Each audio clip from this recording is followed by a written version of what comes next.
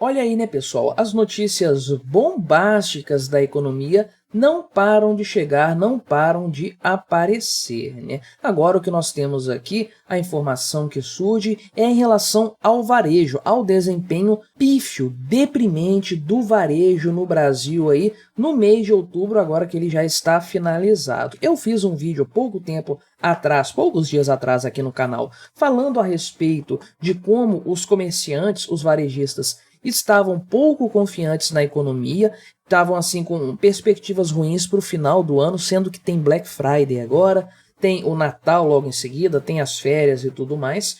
O pessoal estava com problemas de confiança na economia brasileira e agora nós temos dados, nós temos números que provam o motivo pelo qual essas pessoas, esses comerciantes, esses empreendedores estavam tão receosos em relação à economia do Brasil, né? O varejo teve uma queda de 4,1% nas suas vendas no mês de outubro, né? Isso aí em comparação com o ano passado. Mais um setor, de fato, demonstrando o evidente desaquecimento da economia brasileira sob a gestão Lula e Fernando Haddad na pasta da Fazenda. Então vamos conversar um pouco aqui sobre esse tema, ver esses números, ver esses dados aqui, essas informações econômicas e olhar também alguns casos específicos do varejo, demonstrando como esse setor está apanhando bastante. Por exemplo, o caso das Casas Bahia, que eu vou mencionar aqui. Antes disso, deixe o seu like e o seu comentário neste vídeo,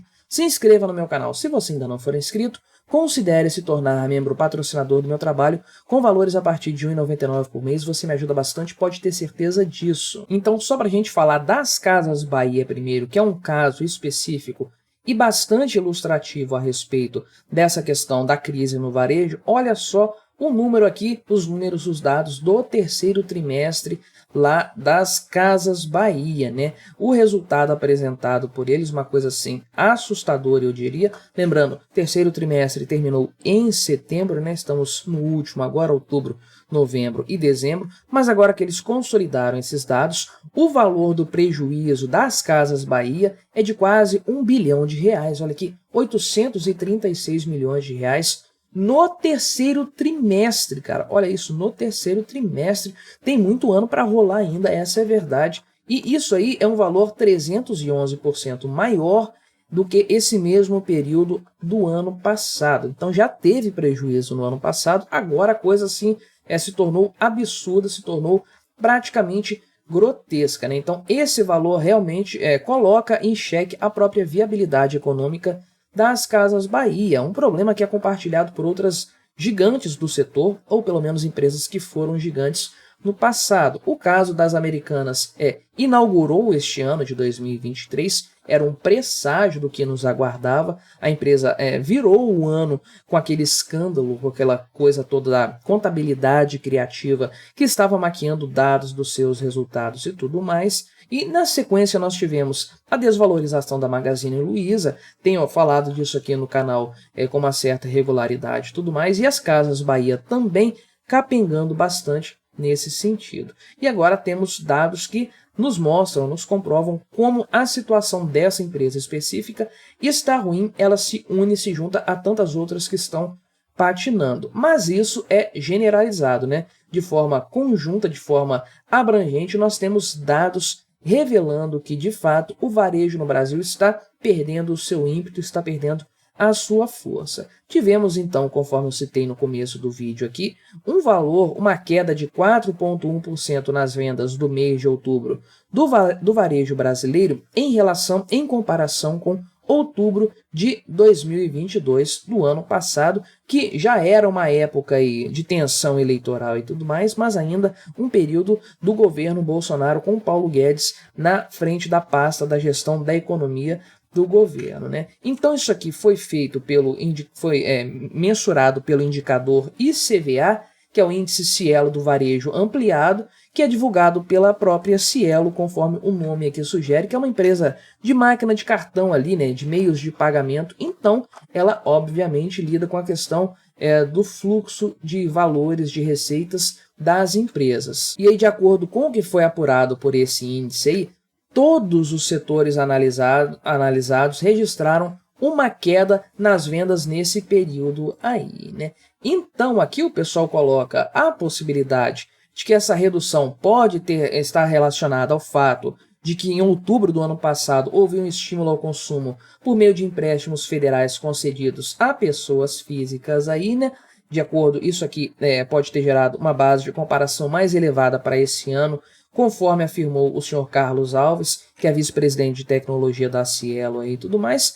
Porém, com base em outros cenários, né, em outras coisas que nós estamos vendo de forma geral na economia, é difícil nós colocarmos a culpa e a responsabilidade desse cenário exclusivamente em incentivos e coisas do tipo. E a grande verdade, né, que diferentemente do que o cara da Cielo fala aqui, lembrando que essa pesquisa aqui da Cielo, esse cálculo, foi realizado com uma base de 1 milhão de estabelecimentos comerciais que são credenciados com essa empresa. Ou seja, pode ter muita empresa que está fora desse cenário então, mas a quantidade grande de empresas, de estabelecimentos, dá uma margem boa para a gente levar em consideração esses números e extrapolá-los para o restante da economia brasileira. Mas ele aqui pontuou o motivo pelo qual ele acha que o mês de outubro, de forma específica, foi pior para o varejo. Mas se a gente pegar os dados de meses anteriores, é algo bom de fazer, tá? Porque há tanta notícia ruim do ponto de vista econômico, uma atrás da outra, que vão sendo divulgadas, que a gente acaba esquecendo de coisas do passado, né? Então eu fiz questão de trazer previsões e resultados de meses anteriores para a gente ver qual que é a tendência do varejo aqui no Brasil. Estamos falando aqui então de outubro, uma queda de 4,1% é o valor mais recente que saiu. Agora, olha essa notícia aqui em relação ao mês de setembro. Houve uma queda de 1,6% em relação ao setembro do ano de 2022, o mesmo parâmetro de comparação, mês de 2023 comparado com o mesmo mês de 2022, né? Então aqui houve uma queda de 1,6% no mês de setembro também em comparação com setembro do ano anterior. Aí em agosto também há uma projeção aqui, havia projeção realizada, diga-se de passagem, de queda real nas vendas, né? Inclusive nos meses subsequentes aqui. Isso aqui foi projetado pelo pessoal do Instituto para Desenvolvimento do Varejo, né? Agora, no mês de julho, houve uma queda de 4,2%